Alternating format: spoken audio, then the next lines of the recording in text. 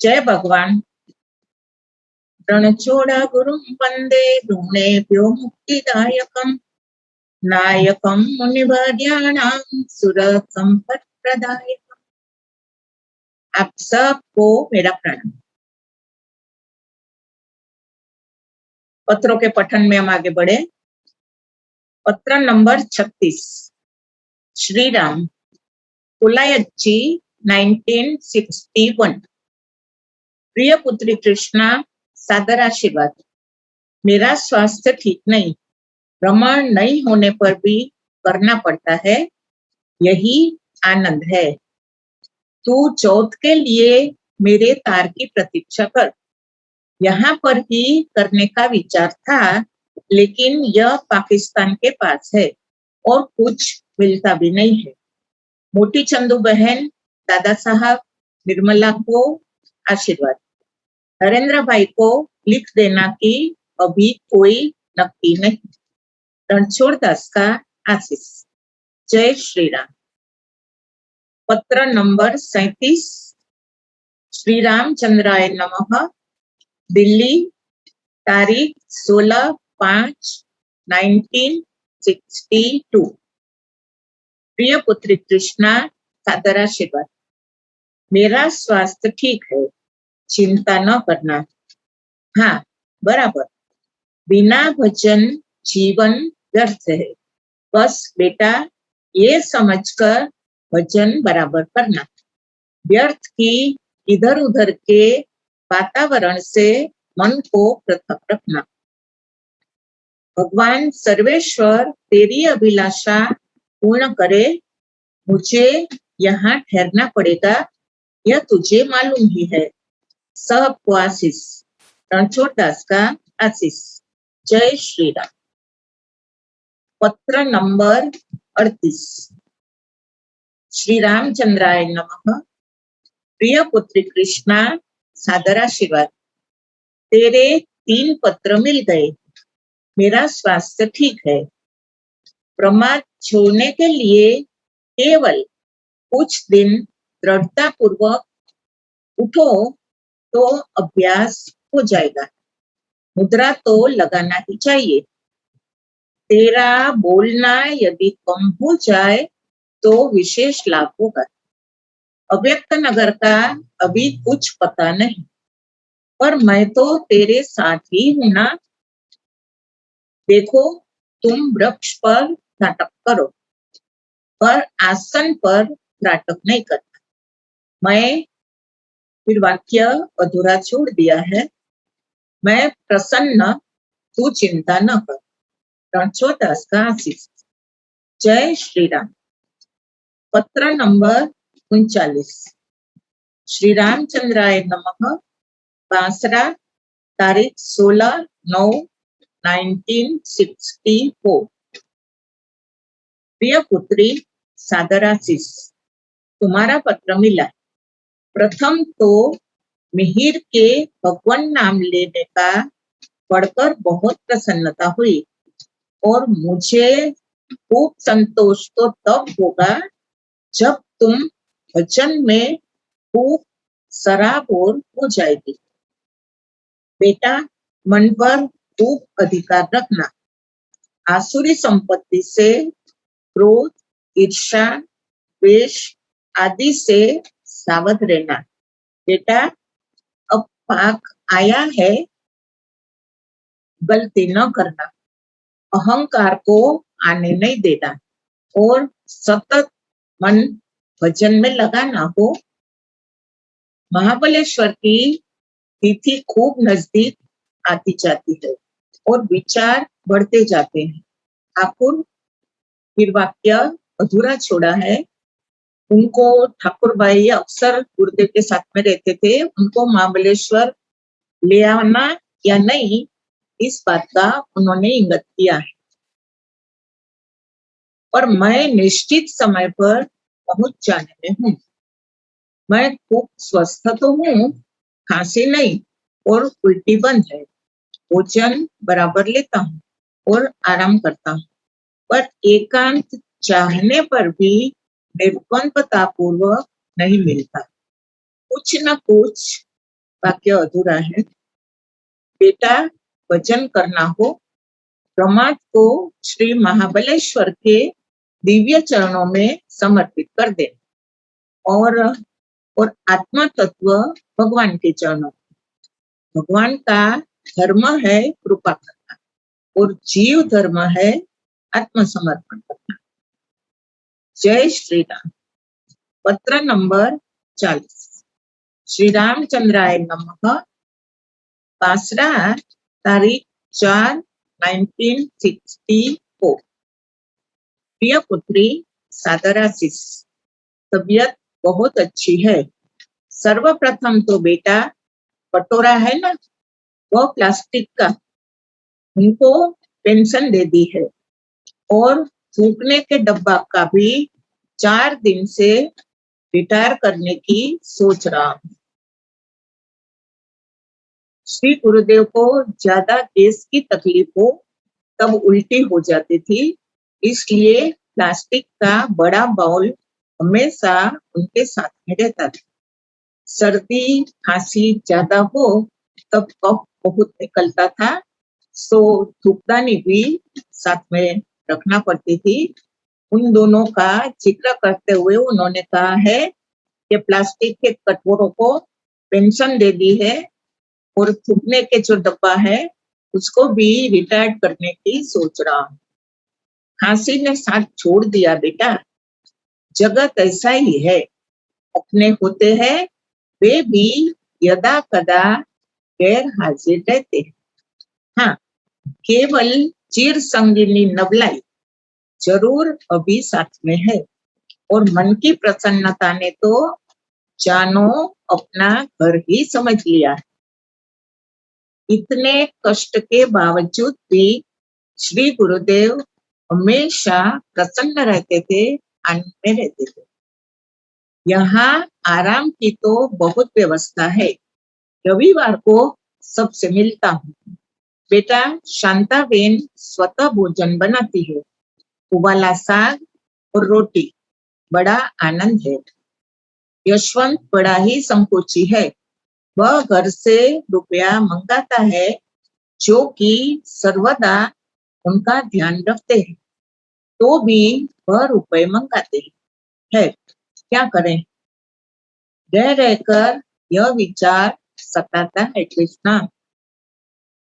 अभी अभी 4-6 दिन से ऐसा होता है। मैं यहाँ से तारीख 26 को चला जाऊंगा। जय श्री राम। पत्र नंबर 41। बांसरा, तारीख 3/8/1964। प्रिय पुत्री कृष्णा, सादर आशीष। तेरे पत्र तो पहले मिले हैं, इधर तो तुमने पत्र लिखे ही नहीं। दादा और निर्मला को उनके जन्म दिवस का खूब प्रेम सहित आशीर्वाद देना और वे सदा मन प्रसन्न रखने का प्रयत्न करते रहे, खूब विचार करते रहे। मैं कल यहाँ आ गया हूँ, स्वास्थ्य ठीक है, मन प्रसन्न रहता है और आनंद भी है। यहाँ 10 बजे दिन में खुलता हूँ और 11 बजे बंद कर देता हूँ। 1 घंटे का समय कड़काई से पालन करने का प्रयत्न करूंगा। मैं स्वाध्याय होने दो 2 दिन यानी अमावस्या को महाबलेश्वर पहुंचूंगा। थोड़ा कुछ समझ नहीं आता है क्या लिखता है। तेरा वचन ठीक से होता होगा बेटा, संबंध में प्रेम बढ़ाओ, प्रेम ही से लक्ष्य प्राप्ति है। जो स्मरण प्रेम पूर्ण हो तो अनायास ही आनंद ही आनंद। अस्तु, प्रेम रहित साधन देर ही लेता है। रणछोड़ दास का आशीष। जय श्री राम। पत्र नंबर 42। श्री रामचंद्राय नमः। हाड़वा, तारीख 25/8/1965। प्रिय पुत्री कृष्णा, सादर आशीर्वाद। तेरा 20 का रजिस्टर पत्र मिला, बहुत खेद हुआ। प्रश्नोत्तर क्रम से दे रहा हूं। पहला, जितनी योग्यता थी उतना ही मैंने तेरे लिए प्रयत्न किया है साधन में लेने का। क, पहले तेरे कुछ विचार ऐसे थे जो दूर दूर होते थे। अब समझ में आया तुम्हें कि जीवन मूल्यवान है। नंबर 2, तेरी श्रद्धा में आघात बिलासपुर से होने लगा और मंदसौर में तो दोपहर को तुझे एक अपूर्व आघात पहुंचा। वो श्रद्धा डगमगा गई। बस इससे साधन में क्वचित क्वचित अरुचि होना प्रारंभ हो गया। प, वचन में मन लगता नहीं, यह सत्य है, पर वचन का विचार तो अब आया ना। भगवान तुम्हारी और तुम्हारी श्रद्धा की रक्षा करे। नंबर 3, हाँ, यह तो मैं भी अवारनवार कहता रहूं कि कृष्णा जीवन पर विचार कर, रागादिक के प्रपंच से बच, अब चिंता न कर। कोई महान आत्मा से संपर्क होने वाला है और तू साधन संपन्न हो जाएगी, यही मेरा आश्वासन है। नंबर 4, ऐसा समय भी आ जाएगा जो साथ रहने को मिलेगा और सेवा भी। अरे गांडी, चिंता न कर, भगवान तेरे मनोरथ पूर्ण करने के साधन तैयार कर देंगे और तीव्र इच्छा रखना है। तो बेटा, साथ रहने में केवल एक भी हानि है, साधन भजन की। मेरे जीवन को तू देख रही है कि 8, 10 या 15 दिवस से ज्यादा कहीं ठहरता नहीं। ऐसे भ्रमण जीवन में साधन होना असंभव नहीं, अत्यंत कठिन अवश्य है। मैंने कई बार कहा कि तू पुष्कर आदि में रहकर साधन कर, पर ऐसा न हो सका। निराश न हो, अब भी समय है। मैं हृदय से चाहता हूँ कि तू योगिनी बन और बनेगी, इसमें मुझे शंका नहीं। तू योग्य अयोग्य का प्रश्न मन में मत ला। मैं तुझे ऐसा कुछ समझता नहीं, पर मन पर काबू रख। इस वातावरण से भाग मत लिया कर। मुंबई के रजोगुणी जीवन में तुझे डालने का कभी मैं विचार तक नहीं करता हूँ। मैं तुझे क्यों हास्य का पात्र बनाना चाहूंगा? कभी नहीं बेटा, मेरा मनस्थ भगवान ऐसा न करे। बेटा, संयोगवशात मुंबई रख रहा हूं और कोई कारण नहीं। हाँ बेटा, मैंने कहा था कि सदैव साथ रखूंगा, इसमें शंका न कर। तुझे बराबर साथ रखूंगा। थोड़ी और धीरज रख। तू साथ रहने लायक है, पात्र है। दुख न लगा, धीरज रख, घबरा मत। अब संयोग आ रहे हैं, आज्ञा का पालन करना, बस। कृष्णा, पागल मत बन। मैं तुझे कभी अपूर्ण छोड़कर जाने वाला नहीं। 40 तेरे लिए ही होंगे। हाँ, मैं दावे से कहता हूँ कि योगिनी भव। चित्त को सावध रख, धैर्य रख। मन में त्रुटि अवश्य है जो मिट जाएगी, पर तू चिंता न कर। हाँ, समय आ गया है, तेरे परम प्रिय भगवान का शरीर निरामय होगा, शंका न कर, और तुझे परम सुख का साधन बनेगा। अच्छा, अब आश्वासन पूरा कर रहा हूं। खबरदार, कभी अशुभ विचार या मृत्यु का विषय मन में मत आने देना। तेरी बुद्धि काम नहीं देती तो मुझे दे देना, मैं उससे काम ले लूंगा। तेरे प्रत्येक कार्य से मुझे संतोष हुआ है, पर भजन से नहीं, जो जीवन का मुख्य कार्य है। वह केवल तेरा दोष है ऐसा नहीं, मेरी भी बेपरवाही है। मूर्ख न बन कृष्णा, अर्थ से परमार्थ करने वाले ही साधन संपन्न होते हैं, ऐसा स्वप्न में भी मैंने नहीं सोचा। और अर्थ परमार्थी क्या मेरे साथ रहते हैं? तू घबरा गई ऐसा लगता है।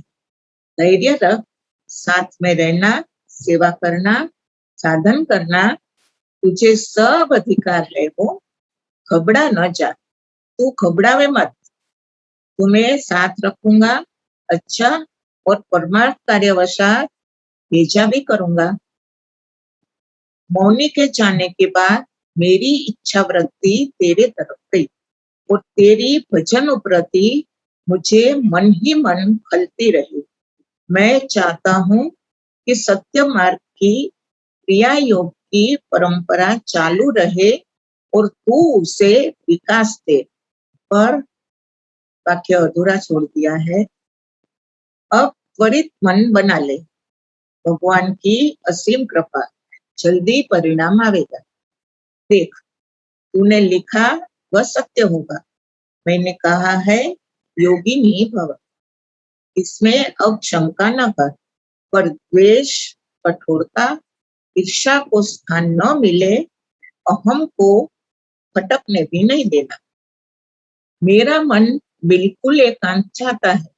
मैं अभी तो शुक्रवार तक हूँ, फिर विचार करूंगा। दादा साहब को पत्र लिखा था, वह जरा आकरा था, कड़क था।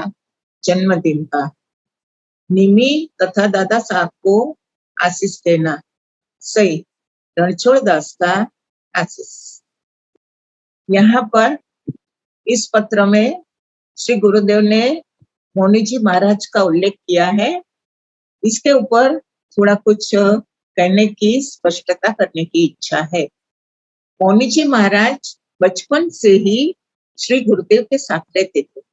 बातचाल बहुत होने के कारण श्री गुरुदेव ने उन्हें कुछ समय तक मौन रखने की आज्ञा दी थी।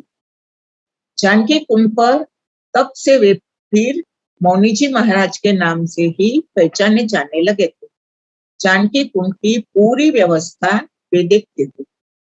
श्री गुरुदेव को उन पर बहुत भरोसा था, इसलिए उन्होंने मौनी जी को बहुत कुछ आध्यात्मिक क्रियाएं भी सिखवाई थी, तो शक्तिपात भी किया था। वे चित्रकूट में रहे तब तक बराबर भजन करते रहे। सन 1954 से 1956 तक श्री गुरुदेव काष्टमोन में जामनगर बाड़ी में रहकर तपस्या करते थे। उस काल में श्री गुरुदेव के भक्तगण मौनी जी को नाना बापू कहकर अपने घर पधारने का, सत्संग करवाने का आग्रह करने लगे थे। भजन एकांत छोड़कर उन्होंने 2 साल तक सिद्धियों के माया जाल में पड़कर बहुत ही मान प्रतिष्ठा पाई और इस कारण चित्त में थोड़ा अहंकार भी आ गया। काष्टमोन की समाप्ति पश्चात अंतर्यामी श्री गुरुदेव उनके लिए बहुत दुखी होकर बोले, मौनी, ऐसे ही मान बढ़ाई में तुमने 2 साल बर्बाद कर दिए।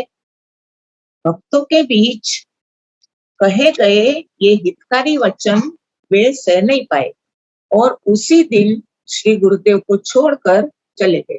चित्रकूट में सन 1960 में युगल सरकार की प्राण प्रतिष्ठा का महोत्सव संपन्न हुआ था। उस वक्त मैंने उन्हें देखा था। रोज वे सुबह प्रणाम करने आते और आश्रम की जो उचित लगे वो सेवा करते। महोत्सव बाद वे चले गए थे। वे आए तब श्री गुरुदेव ने उनसे नहीं पूछा कि क्यों आए हो, और जब जाने लगे तब ये भी नहीं कहा कि तुम क्यों जा रहे हो। सन 1969 में श्री गुरुदेव को पैरालिसिस हो गया था। हम सब उस वक्त पूना मफतलाल हाउस में थे और उस समय मौनी जी महाराज वापस पुनः आए थे और श्री गुरुदेव के चरणों में बैठे, खूब रोए थे और कहा था, मुझे आपकी दवाई करने दीजिए, मुझे सेवा का मौका दीजिए, आप जरूर ठीक हो जाएंगे। तब श्री गुरुदेव ने खिन्न स्वर में कहा था, मौनी, मैंने तुम्हें जाने के लिए नहीं कहा था, तुम खुद ही मुझे छोड़कर चले गए थे और अब तुम आए हो तो मेरा जाने का समय हो गया है, अब कोई लाभ नहीं। वे रोते बिलखते पूना से चले गए थे। उन्हीं को याद करके श्री गुरुदेव ने कृष्णा बहन को लिखा है कि मौनी जी के जाने के बाद मेरी इच्छा वृत्ति तेरे तरफ गई। कृष्णा बहन भी मौनी जी को अच्छी तरह से पहचानती थी। वे खुद भी 2 साल तक जामनगर में कुटिया के बाहर रहकर अपना साधन भजन करती थी और सुबह गेट के बाहर रंगोली सजाकर श्री गुरुदेव को आज कितने दिन हुए सो लिखती थी। जय श्री राम। पत्र पठन को यहाँ विराम देकर अब हम थोड़ा प्रसंगों पर ध्यान दें। हम कई बार कहते हैं कि गुरु गोविंद दोनों खड़े काके लागू पाए, गुरु गोविंद दोनों खड़े काके लागू पाए, बलिहारी गुरु आपने गोविंद दियो बताए।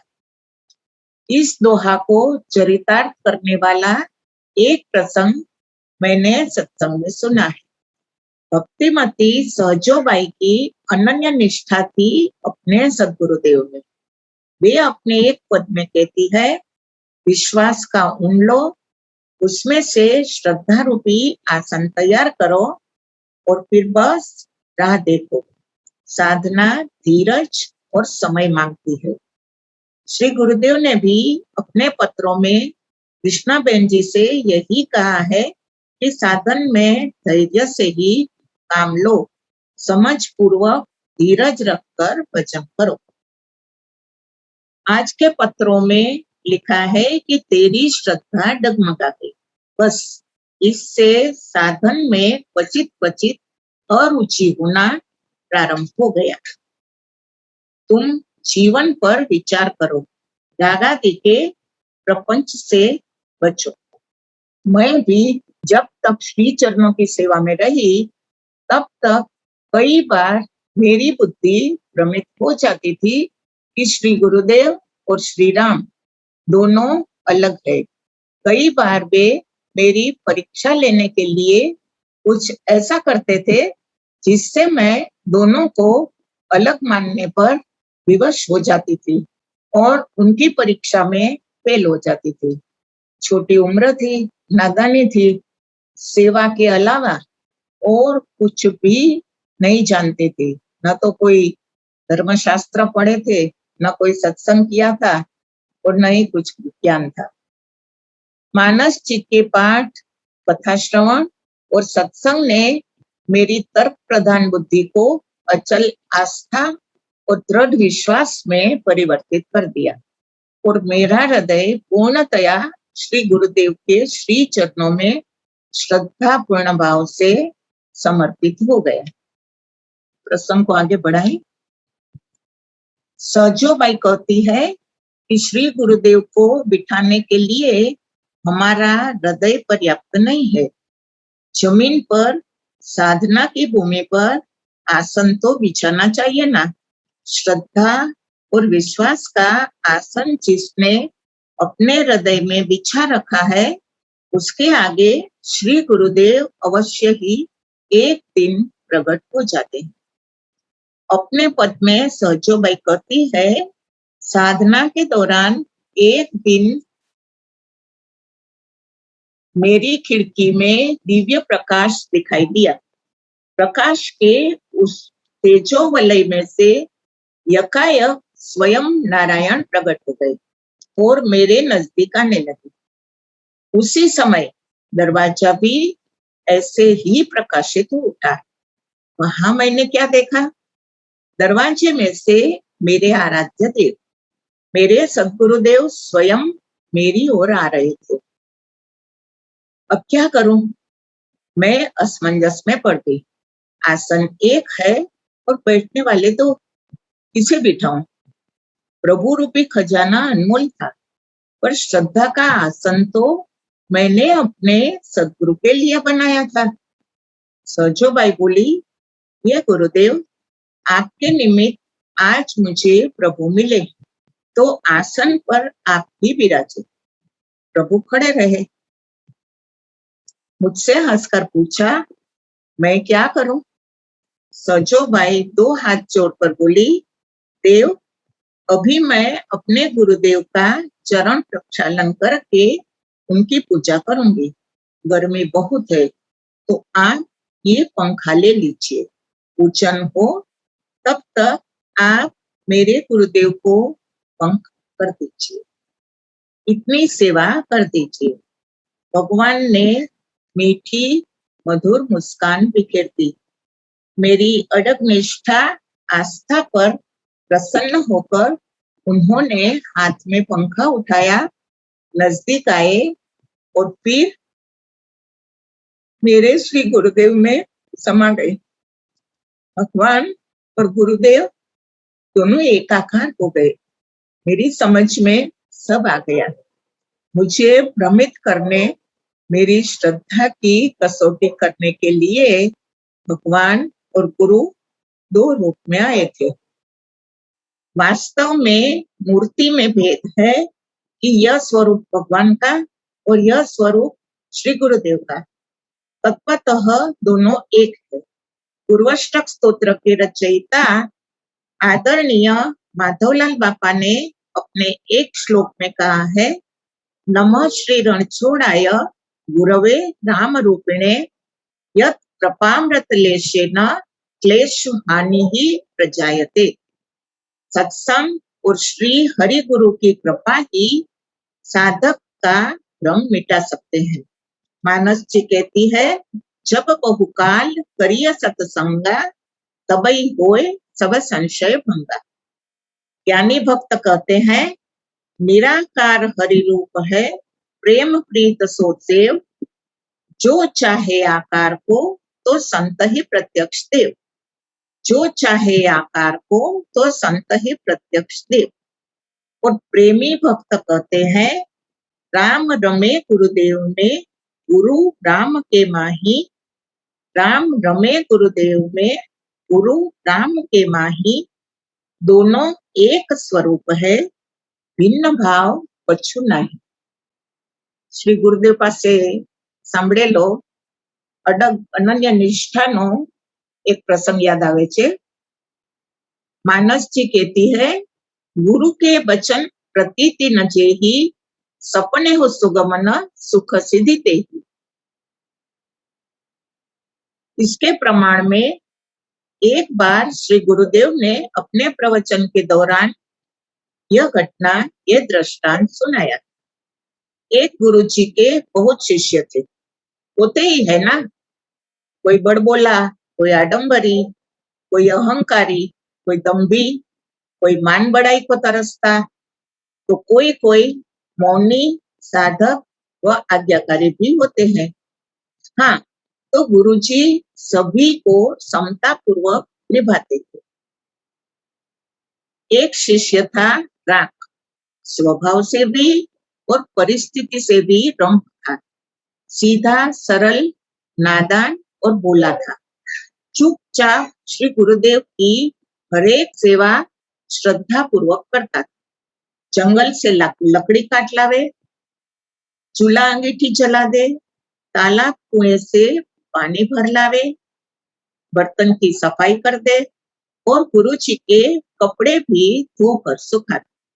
फिर रात्रि को गुरुजी आराम करे, तब श्रद्धा से उनकी चरण सेवा करे। रात्रि को खुद सोने के लिए जब गुरुजी आज्ञा दे तब जाए और रोज ही एक प्रार्थना करे, गुरुजी मुझे मंत्र दीक्षा दीजिए। गुरुजी कहते थे कि अभी समय पक्का नहीं है। एक बार ब्रह्म मुहूर्त में गुरुजी जंगल जाने के लिए निकले। हाथ में कमंडल लेकर चेला जी भी उस दिन साथ साथ चल दिए। उसने सोचा इससे अधिक एकांत और योग्य मुहूर्त और नहीं मिलेगा। वो बोला, तुरंत बोल पड़ा, बाबा आज तो अभी इसी वक्त मुझे मंत्र दीक्षा दे दीजिए। उसकी नादानी देखकर गुरुजी चिढ़ गए। गुस्से में बोले, हट भाग। सुनकर शिष्य तो निहाल हो गया, बहुत राजी हो गया। गुरुजी को प्रणाम किया। उसने सोचा कि मंत्र दीक्षा मिल गई। आश्रम पहुंचा, गुरुजी की बैठक को प्रणाम किया और अपना झोला उठाकर जंगल में अदृश्य हो गया। चेला जी की गुरु निष्ठा पक्की थी। अपने गुरु पर और उनके वचन पर अडिग आस्था थी। चलते चलते वह एक शहर पहुंच गया और शहर के बाहर पेड़ के नीचे धुनी रमाकर आसन जमा दिया। फिर पूरी लगन से हठभाग मंत्र का जाप शुरू कर दिया। मंत्र प्राप्ति का उसे इतना आनंद था कि वह हठभागमय हो गया। उसी को रात दिन जपने लगा, सतत मंत्र जाप करने लगा। लोगों की उस पर नजर पड़ी। सबने सोचा कि महाराज कहीं आते जाते नहीं, साधना में हो गए हैं। तो लोग बाग श्रद्धा से दूध, रोटी, भोजन आदि वृक्ष के पास रखने लगे। निष्ठा और श्रद्धा का उसे फल मिला।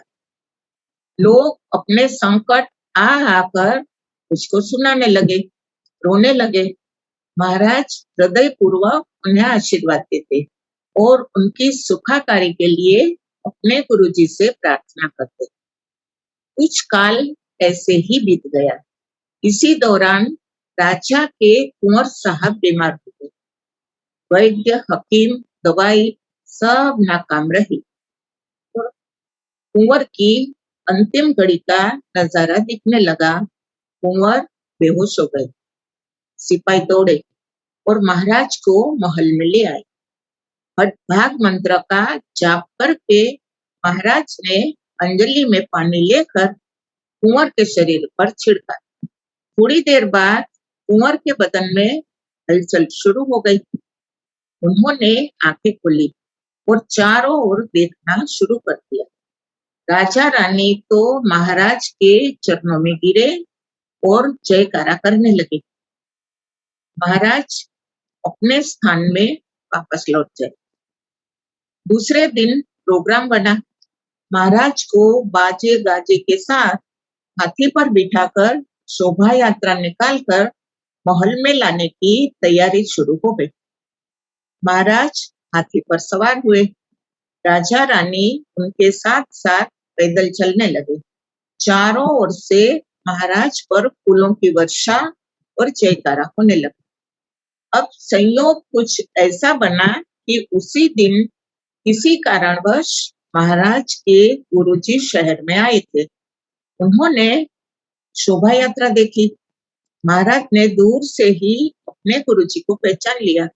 हाथी पर से उतरकर वे दौड़कर गुरुजी के पास गए और उनके चरणों से लिपट गए। गुरुजी चेला को पहचान गए। महाराज भावपूर्ण आवाज में बोले, गुरुदेव आपकी मंत्र शक्ति और आपकी कृपा का ये प्रताप है। गुरुजी की आंखों से आंसू बहने लगे। वो ब्रह्म मुहूर्त की बेला और हठभाग उद्गार याद आ गए और खुद को ऐसा शिष्य पाकर धन्य समझने लगे। चेला जी अबूझ थे, नादान थे, परंतु उनकी निष्ठा अचल थी। इसलिए स्थान कौन सा, संयोग क्या था, मंत्र क्या था आदि गौण हो गए तो गुरुजी के शब्द पर रखी गई चेला जी की अचल श्रद्धा काम कर गई। गुरु समर्थ थे, सच्चे थे। आजकल के कानाबाती गुर और तू चेला में गुर जैसे नहीं थे।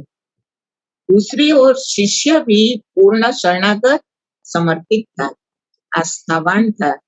तो एक अकल्पनीय घटना का सर्जन हो गया। जगत में सभी सुख ढूंढते हैं, पहले खिलौना, फिर यार दोस्त, पढ़ाई, शादी, धन वैभव, मकान में सुख पाने का आभासी पुरुषार्थ लोग करते हैं और राम शरण हो जाते हैं। श्री गुरुदेव ने इस दृष्टांत के विराम पर कहा था, कबीर जी कहते हैं, जन्मत ही छींक गई, आवत दियो रोए, जन्मत ही छींक गई, आवत दियो रोए, जन्म होते असगुन भये, मंगल केहि विधि होए। इसका सीधा सरल सा एक ही रास्ता है, मंगल भवन अमंगल हारी, उमा सहित जेहि जपत पुरारी। भगवान शिव उमा सहित जो राम नाम का जाप करते हैं, वही मंगल के करने वाले और अमंगल के हरने वाले प्रभु श्री राम का नाम जप तमाम दुखों का नाश करने में समर्थ है। सच्ची शरणागति और श्रद्धा से नाम जप करो और अपने अपने श्री गुरुदेव के वचनों पर अचल आस्था रखो। श्री सद्गुरुदेव की जय। सर्वेत्र सुखिनः सन्तु, सर्वे सन्तु निरामया, सर्वे भद्राणि पश्यन्तु, मा कश्चित् दुःखमाप्नुयात्। दीनदयाल विरद संहारी, हरहु नाथ जग संकट भारी, मंगल भवन मंगल हारी, द्रवहु सदशरथ अचिर बिहारी। श्री सद्गुरुदेव की जय।